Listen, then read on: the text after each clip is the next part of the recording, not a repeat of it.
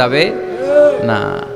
অনেকের অনেক দুঃখ অভিযোগ, জাল্লা আমার এটা দিল না ওইটা দিল না, আমার পাশে সে বড় হয়ে গেল, ও চাকরি পেয়ে গেল, ও ব্যবসায় উন্নতি করলো, ও ভিসা পাইলো, আমি পাইলাম না। আফসোস, ও আফসোস করতে করতে মরবে, ঠিক কিনা? আর প্রশংসা যে করবে তাকে নেয়ামতের বাড়ি ধারা আরো বাড়িয়ে দিবে কে? এজন্য আফসোস করব না প্রশংসা করব, অভিযোগ করব না শুকরিয়া করব। আল্লাহ অনেক দিয়েছে, ঠিক কিনা? আপনারা শেখ সাদি রাহিমাহুল্লাহর নাম শুনে থাকবেন। বালাগাল উলা বিকামালিহি কাশাফাদ দুজা বিজামালিহি, এই কবিতা লিখে উনি বিখ্যাত হয়েছিলেন। উনি পার্সিয়ান পয়েট, ইরানি একজন কবি।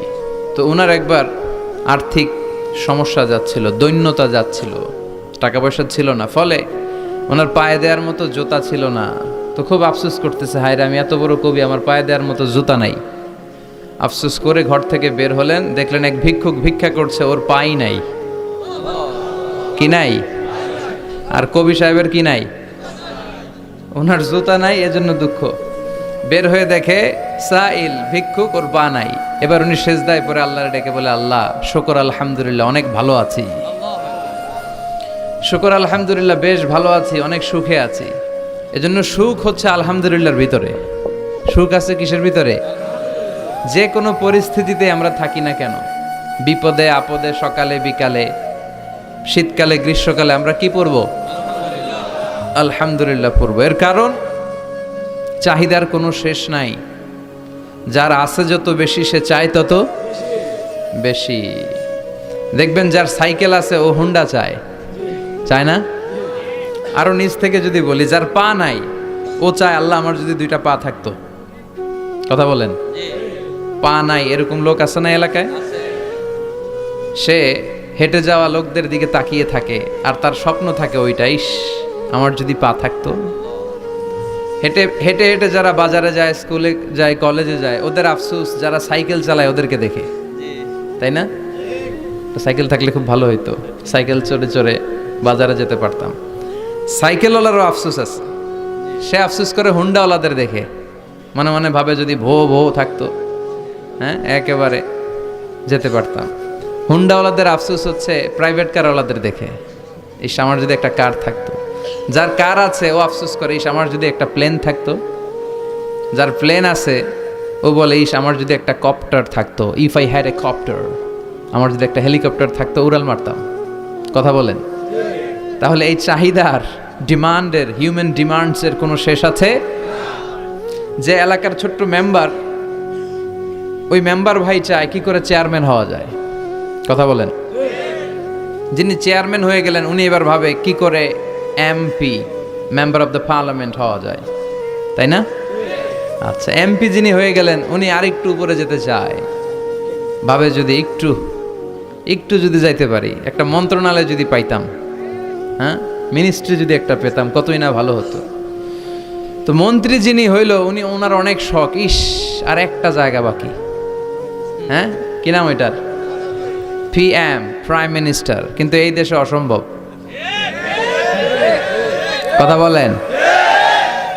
এই দেশে প্রাইম মিনিস্টার হওয়া যাবে? এক দুজন এদের মধ্যে ধাক্কাধাক্কি, এবং ওনাদেরকে মেনে নিতে হবে। আপনি বাঁচেন আর মরেন, ওনারাই প্রাইম মিনিস্টার। কথা বলেন। তাহলে এই কথাগুলো বলার উদ্দেশ্য হচ্ছে, হিউম্যান ডিমান্ডসের কোনো শেষ নাই, আনলিমিটেড হিউম্যান ডিমান্ডস।